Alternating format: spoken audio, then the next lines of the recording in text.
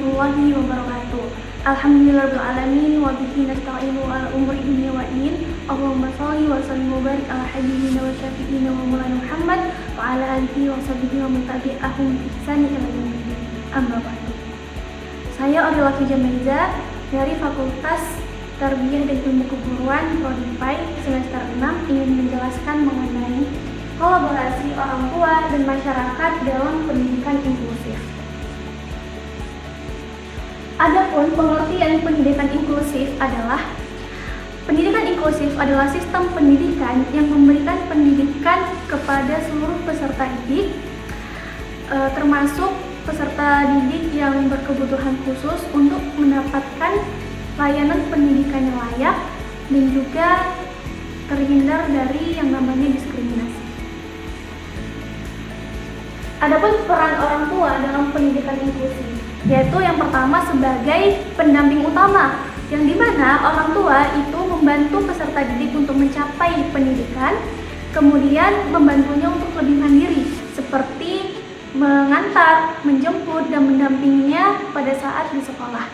Yang kedua itu sebagai advokat, yang dimana orang tua itu memahami dan juga memperjuangkan hak peserta didik untuk mendapatkan layanan pendidikan sesuai dengan kebutuhannya.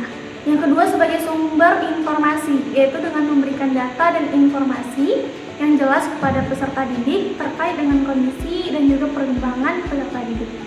Yang keempat itu sebagai teacher atau sebagai guru, yaitu dengan membimbing dan juga mendidik peserta didik dalam kehidupan sehari-harinya, yaitu di lingkungan di luar sekolah.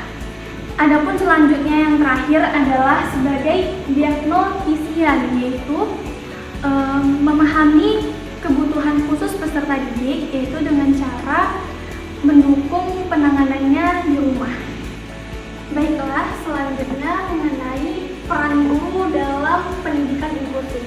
Adapun peran guru dalam pendidikan inklusif, yang pertama sebagai penyusun intrinsik berupa rancangan pembelajaran, yang kedua sebagai membangun hubungan yang baik dengan orang tua peserta didik, dan yang ketiga itu melakukan pendampingan dan layanan khusus, dan yang ketiga itu membuat catatan penting terkait perkembangan peserta didik. Baik, selanjutnya mengenai peran konselor. Jadi, konselor itu berperan penting dalam pendidikan inklusif, yaitu sebagai membantu perkembangan psikologis, sosial, serta emosional peserta didik.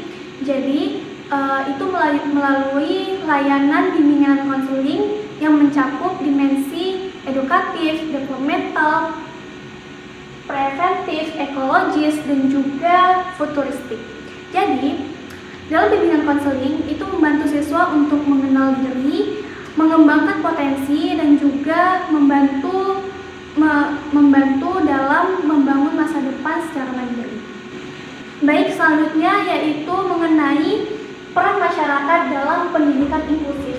Yang pertama itu berpartisipasi dalam menyampaikan usulan dan juga komentar inisiatif pelaksanaan pendidikan inklusif. Yang kedua itu berpartisipasi dalam diskusi penetapan program dalam pendidikan. Yang ketiga itu ikut serta dalam pemantauan pelaksanaan tugas bersama, termasuk penyampaian saran dan juga kritik, dan menyelesaikan masalah yang tidak sesuai dengan keputusan. Dan yang terakhir itu ikut serta dalam menikmati dan mempertahankan hasil kegiatan tersebut.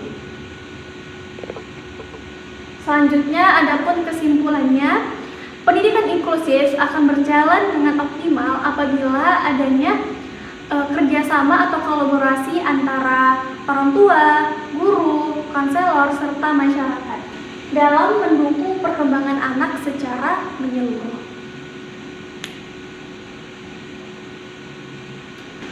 Baiklah, sekianlah pembahasan dari saya mengenai kolaborasi antara orang tua dan juga lingkungan masyarakat.